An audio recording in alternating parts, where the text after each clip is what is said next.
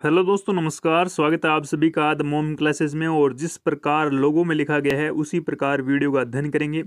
आज हम राजस्थान के नहीं अपितु पूरे भारत के इतिहास के बारे में अध्ययन करेंगे।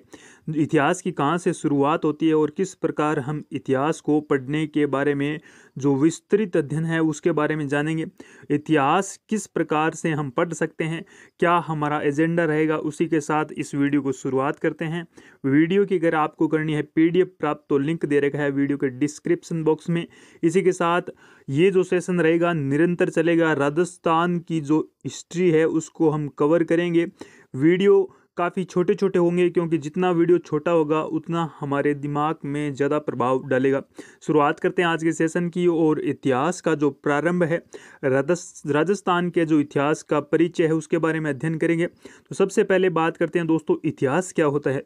प्राचीन काल में वर्तमान तक की जो प्रमुख घटनाएं हैं, यानी प्राचीन से जो वर्तमान तक की जो प्रमुख घटनाएं हैं, इनका संकलन या अध्ययन हम तिथियों के क्रमानुसार करते हैं। और ये जो तिथियां होती है इन्हीं को इतिहास के अंदर करते हैं। प्रमुख घटनाएं उन घटनाओं को कहा जाता है जिसमें पूरा समाज प्रभावित होता है। समाज, पूरा विश्व की मानव जाति शामिल है। इसे ये अनुमान नहीं है कि इतिहास सिर्फ अपितु एक क्षेत्र में ही समेट जाता है। इतिहास का जो समाज है ये पूरे विश्व की मानव जाति शामिल होती है इसमें। इतिहास का अर्थ पूछा जाए दोस्तों तो उसका अर्थ होता है अतीत, यानी जो बीत चुका है वही इतिहास है। आज से पूर्व तक का जो बीता हुआ समय है वो इतिहास कहलाता है। इतिहास का परिचय करें तो इतिहास का जनक पूछा जाए दोस्तों तो ये यूनान के निवासी है हेरोडोटस। कौन है दोस्तों? हेरोडोटस को विश्व के इतिहास का जनक कहा जाता है दोस्तों। हेरोडोटस जो है, इनका ग्रंथ पूछा जाए तो उसका नाम हिस्टोरिका है। हिस्टोरिका नामक ग्रंथ जो है ये दोस्तों हेरोडोटस नामक व्यक्ति के द्वारा लिखा गया। इसी के साथ नेक्स्ट बात करें, काफ़ी इंपॉर्टेंट होगा दोस्तों कि हिस्टोरिका में भारत व फारस के बीच व्यापार का वर्णन मिलता है। किस देश के बीच? भारत एवं जो फारस है उन दो देशों के बीच व्यापार का वर्णन मिलता है। किस ग्रंथ में? तो वो है हिस्टोरिका नामक जो ग्रंथ है। हेरोडोटस का भारत आगमन जो पूछा जाए दोस्तों तो वो 5वीं शताब्दी ईसा पूर्व में हुआ था। यानी आज से पूछा जाए तो सैकड़ों वर्ष पूर्व यहाँ पर हेरोडोटस आया था। विश्व में इतिहास पूछा जाए तो 18वीं सदी में विश्व की दो प्रमुख घटनाओं ने मानव जाति के इतिहास को प्रभावित किया। तो वो कौन सी दो प्रमुख घटनाएं हैं उनके बारे में अध्ययन करेंगे दोस्तों। इंग्लैंड की औद्योगिक जो क्रांति हुई थी 1770 ईस्वी में, तो ये जो इंग्लैंड की औद्योगिक क्रांति है ये एक प्रमुख घटना रहेगी। इंग्लैंड की क्रांति ने कृषि प्रधान समाज को औद्योगिक समाज में बदल दिया था। जो कृषि प्रधान समाज था उसको किस में बदल दिया था? औद्योगिक समाज में बदल दिया था। और ये जो इंग्लैंड की क्रांति हुई थी जिसे ब्रिटेन की क्रांति भी कहा जाता है, जो कि 1770 ईस्वी में हुई थी दोस्तों। इसी के साथ बात करें तो फ्रांस की जो क्रांति है, इंग्लैंड की क्रांति देखा, फ्रांस की क्रांति के बारे में अध्ययन करें दोस्तों। इसका जो उद्गम है ये कब प्रारंभ हुई? तो ये हुई थी दोस्तों कब? 1789 ईस्वी में। नेक्स्ट काफ़ी इंपॉर्टेंट, निरंकुश सत्ता के विरुद्ध फ्रांस के सामाजिक और आर्थिक असमानता के विरोध में थी। फ्रांस की क्रांति के परिणाम स्वरूप राष्ट्रवाद का उदय हुआ। राष्ट्रवाद जो चलकर इटली व जर्मनी का एकीकरण हुआ। उपनिवेशवाद की खिलाफत प्रारंभ राष्ट्रवाद की भावना का कारण था। ये जो प्रमुख दो घटनाएं रही है ये इतिहास को हमें बतलाने में काफ़ी ज़्यादा प्रभाव डालती है दोस्तों। हमने देखा इंग्लैंड की क्रांति, इसी के साथ बात करें तो ब्रिटेन की जो क्रांति है, ये दोनों काफ़ी ज़्यादा इंपॉर्टेंट है दोस्तों। नेक्स्ट अध्ययन करें दोस्तों तो भारत के इतिहास का परिचय एक बार जरूर पढ़ें आप। भारत का इतिहास पूछा जाए तो इसके जो जनक है वो वेदव्यास है, जिनके ग्रंथ का नाम महाभारत है। महाभारत को लिखने का कार्य गणेश जी को दिया जाता है और महाभारत की रचना उत्तर वैदिक काल में हुई थी। कई बार दोस्तों ये क्वेश्चन भी पूछा गया दोस्तों कि महाभारत जो है इसकी रचना कब हुई? तो ये जो उत्तर वैदिक काल में हुई थी, यानी वैदिक जो काल था उसका जो अंतिम समय था उस समय इस ग्रंथ की रचना हुई। महाभारत को वर्तमान स्वरूप पूछा जाए तो वो गुप्त काल में मिला। तो महाभारत का स्वरूप जो है, वर्तमान स्वरूप, वो कहाँ से मिला है, तो वो गुप्त काल से मिला है। श्रीगुप्त गुप्त काल के संस्थापक माने जाते हैं। इसी के साथ राजस्थान के इतिहास का परिचय हमें बखूबी तरीके से पढ़ना होगा दोस्तों, क्योंकि राजस्थान का जो इतिहास है उसके बारे में जानना हमारे लिए काफ़ी इंपॉर्टेंट है। राजस्थान के इतिहास के जो जनक है वो कर्नल जेम्स टोड को कहा जाता है, और इनका जन्म पूछा जाए दोस्तों तो वो 20 मार्च 1782 लिंगटन जो कि इंग्लैंड का एक शहर है, और इनकी मृत्यु पूछी जाए तो जो कि 1835 में हुई थी दोस्तों। तो लिंगटन शहर जो कि इंग्लैंड में पड़ता है वहाँ पर इनका जन्म होता है। कर्नल जेम्स टोड जिन्हें इतिहास का पिता कहा जाता है, इतिहास का नहीं अपितु इसे राजस्थान के इतिहास का पिता कहा जाता है दोस्तों, ये काफ़ी इंपॉर्टेंट रहेगा। जेम्स टोड की जो पुस्तक है annals and antiquities of Rajasthan, इसकी रचना पूछी जाए जो कि 1829 ईस्वी में हुई थी दोस्तों। नेक्स्ट बात करें इस पुस्तक का प्रकाशन पूछा जाए दोस्तों तो वो 1832 ईस्वी में हुआ था। कब इनका प्रकाशन हुआ, तो 1832 ईस्वी में हुआ, और ये कब लिखी गई, तो 1829 ईस्वी में लिखी गई। इसी के साथ बात करें तो इस पुस्तक का जो दूसरा नाम है the central western Rajputana state of India कहा जाता है। किस पुस्तक को कहा जाता है दोस्तों, annals and antiquities of Rajasthan को कहा जाता है। इस पुस्तक में पहली बार राजस्थान शब्द का प्रयोग हुआ, तो यहीं से लगाइए मोस्ट ऑफ इम्पोर्टेंट, राजस्थान शब्द का जो पहली बार उपयोग है वो कब हुआ, तो ये पहली बार जो लिखा गया था राजस्थान शब्द, तो ये central western Rajputana state of India जिसे हम the annals and antiquities of Rajasthan कहते हैं उसमें लिखा गया। और इसी के साथ राजपूताना शब्द का सर्वप्रथम प्रयोग कब हुआ, तो ये लिखना है दोस्तों 1829 ईस्वी में, और ये कई बार एग्जाम में पूछा गया है दोस्तों। जेम्स टोड की मृत्यु के बाद 1839 ईस्वी में इनकी दूसरी पुस्तक पश्चिमी भारत की यात्रा है दोस्तों, the travel in western India, ये इनकी काफ़ी ज़्यादा प्रसिद्ध बुक रही है जो कि 1829 में प्रकाशित हुई। टोड ने पुरानी भइयों के अनुसार राजस्थान को रजवाड़ा या रायथान भी कहा है, तो ये भी पूछा गया दोस्तों कई एग्जाम में कि टोड जो है अपनी पुरानी भइयों में जो राजस्थान का नाम है वो किस प्रकार से लिखते थे, तो रजवाड़ा लिखते थे, रायथान भी लिखा करते थे। कर्नल जेम्स टोड की बात करें जो कि मेवाड़ में बूंदी का मेवाड़ का पॉलिटिकल एजेंट बनकर आए थे। टोड को घोड़े वाले बाबा के नाम से जाना जाता है, और इन्हें हम राजस्थान के पिता इतिहास के पिता कहते हैं दोस्तों। नेक्स्ट बात करें तो टोड के बारे में कहा जाता है कि राजस्थान में कोई, टोड ऐसे कहते हैं राजस्थान के बारे में कि राजस्थान में कोई छोटा सा राज्य भी ऐसा नहीं था जहां थर्मापोली जैसी कोई रणभूमि न हो, और शायद ऐसा कोई नगर नहीं था जहां मिले लियोनार्डस जो थे इसके जैसा कोई वीर पुरुष पैदा ना हुआ। तो ये जो राजस्थान की धरती है ये वीर पुरुषों से गौरवान्वित हुई धरती है। इसी के साथ बात करें तो इतिहास के मुख्यतः जो 3 भागों में बांटा जा सकता है दोस्तों। इतिहास के बारे में अध्ययन करें तो इसे प्राग ऐतिहासिक काल कहा जाता है, वह काल जिसमें लिपि मौजूद ही नहीं तथा पत्थर के औजारों का प्रयोग होता था। पत्थर के औजारों का प्रयोग होने के कारण इसे पाषाण काल भी कहा जाता है, जिसको 3 भागों में विभाजित किया जा सकता है। तो ये जो प्राग ऐतिहासिक काल है इसको भी कहा जाता है पाषाण काल दोस्तों, और ये सबसे प्राचीनतम है। इसमें कोई लिपि मौजूद नहीं थी, अर्थात इस जो ये युग था इसमें कुछ भी लिखा हुआ नहीं मिलता है दोस्तों। नेक्स्ट बात करें तो लिखे हुए कोई साक्ष्य नहीं मिलते हैं। ये जो प्राग ऐतिहासिक काल है इसका जो पहला बिंदु है वो पूरा पाषाण काल है। इस काल में पत्थर के हथियार बनाना आरंभ हो गए थे तथा आग का आविष्कार हुआ था। तो अब सीधा सा क्वेश्चन ये भी पूछा जा सकता है दोस्तों कि आग का आविष्कार कब हुआ, तो ये पूरा पाषाण काल या फिर प्राग ऐतिहासिक काल हुआ था। इसी के साथ बात करें तो आग का आविष्कार देखा इसी काल में की देन पूछी जाए तो राजस्थान में इस काल के अवशेष मंडपिया चित्तौड़गढ़ में, बिगोद भीलवाड़ा में, भानगढ़ अलवर में और नाथ द्वारा राजसमंद में, देवली पड़ता है टोंक में और हमीरपुर पड़ता है दोस्तों भीलवाड़ा में, डिंगरिया पड़ता है जयपुर में। इन सभी स्थानों से मिले हैं प्राग ऐतिहासिक काल या फिर पूरा पाषाण काल के साक्ष्य मिले दोस्तों।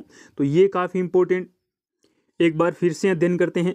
मड़पिया जो कि चित्तौड़ में पड़ता है, बिगोद काफ़ी इंपॉर्टेंट है, भीलवाड़ा, भानगढ़ जो कि अलवर में, नाथ द्वारा पिछवाइयों के लिए प्रसिद्ध है, और यहाँ राजसमंद में देवली पड़ता है, टोंक, हमीरपुर, भीलवाड़ा, ढिंगरिया, जयपुर आदि स्थानों से मिले हैं।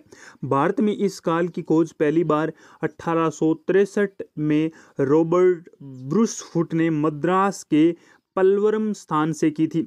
तो सबसे पहले ये जो काल है, इस काल की खोज पूछी जाए दोस्तों, वो कब हुई, तो 1863 ईस्वी में रॉबर्ट ब्रूसफुट ने मद्रास के पल्वरम में की थी दोस्तों। मध्य पाषाण काल, प्राग ऐतिहासिक काल का जो दूसरा दौर था, इसे कहा गया मध्य पाषाण काल। इस काल में मानव ने पशुपालन सीखा था।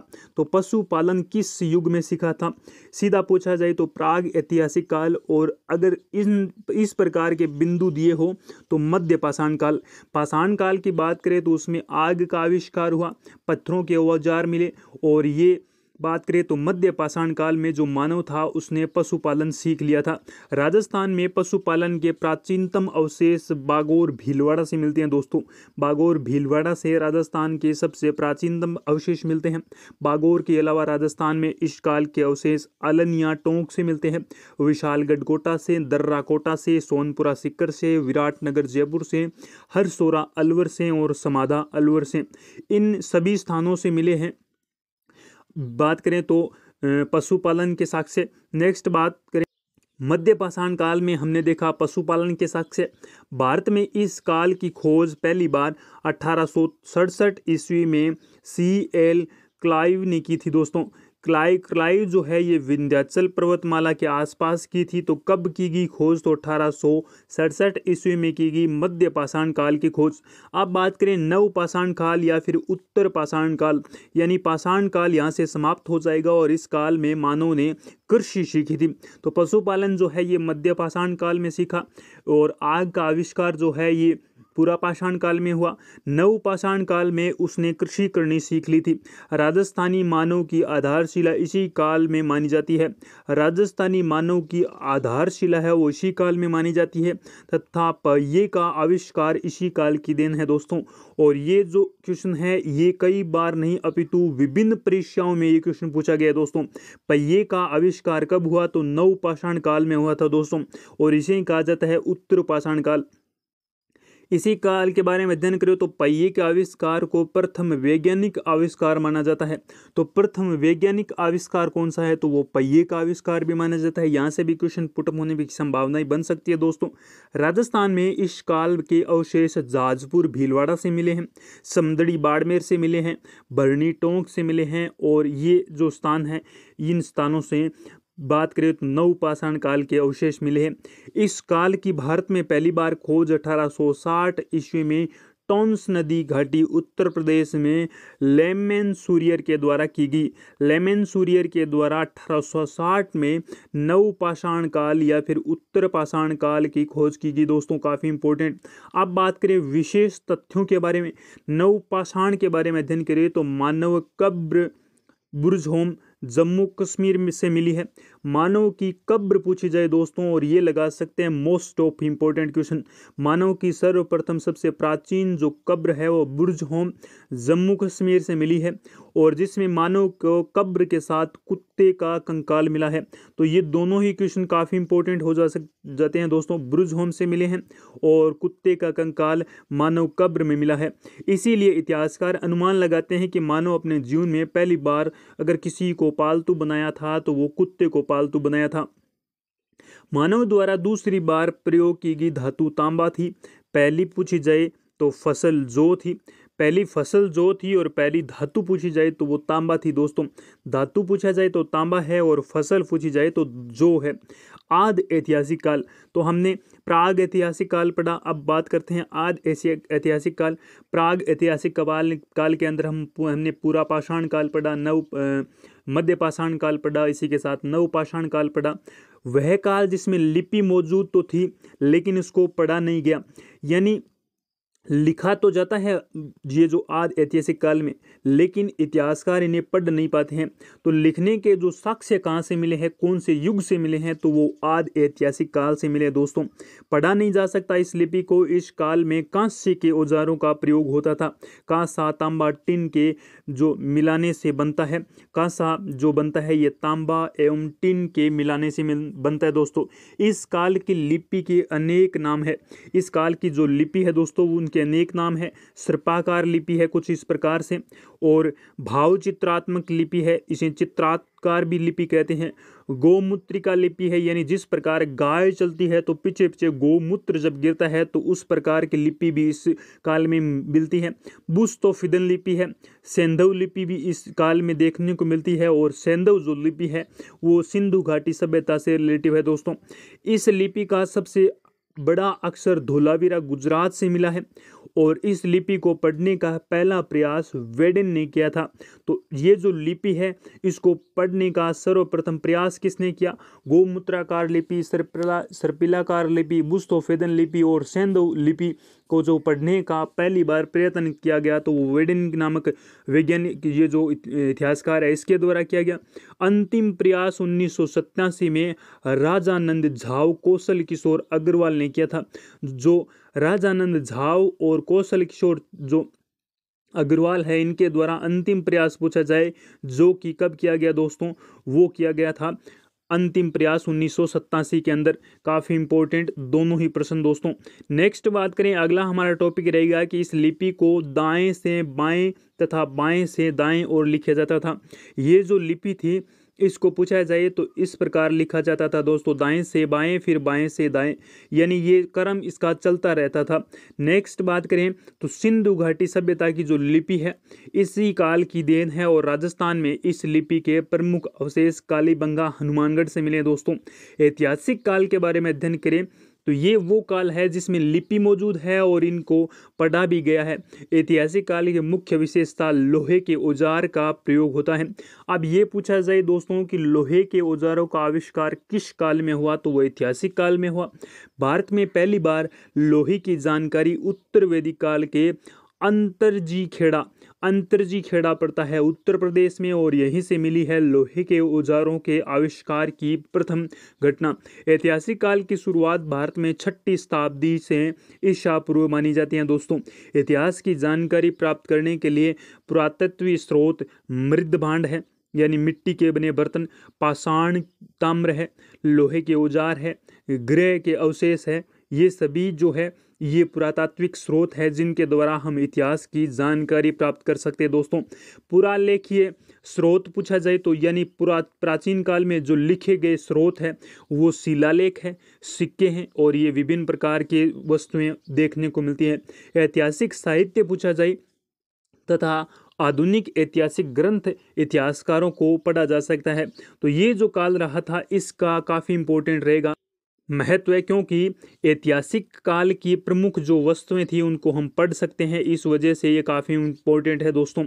नेक्स्ट के वीडियो के अंदर हम बात करेंगे, उस वीडियो में देखेंगे दोस्तों इतिहास को जानने के जो स्रोत हैं उनके बारे में, और पुरातात्विक जो सामग्री है उनके बारे में अध्ययन करेंगे नेक्स्ट वीडियो में। वीडियो अगर आपको पसंद आए तो वीडियो को लाइक करें, वीडियो को शेयर करें, और नए हैं चैनल पर तो चैनल को ज़रूर सब्सक्राइब करें। ज़्यादा से ज़्यादा अपने दोस्तों को चैनल पर इनवाइट करें, और यही आपका मेरे लिए प्रयास रहेगा। और इतिहास को मैंने जैसा कि लोगों में लिखा है शुरू से लेकर अंत तक करवाऊंगा दोस्तों। आपको किसी अदर चैनल पर जाने की ज़रूरत नहीं है। आप एक बार हमारे इस चैनल से जुड़ गए हैं तो आपको कन्फर्म है कि बेनिफिट होगा दोस्तों। शुरुआत करेंगे नेक्स्ट वीडियो में राजस्थान को इतिहास को जानने के जो स्रोत है उसके साथ। नेक्स्ट वीडियो में फिर मिलते हैं। Thank you, have a nice day.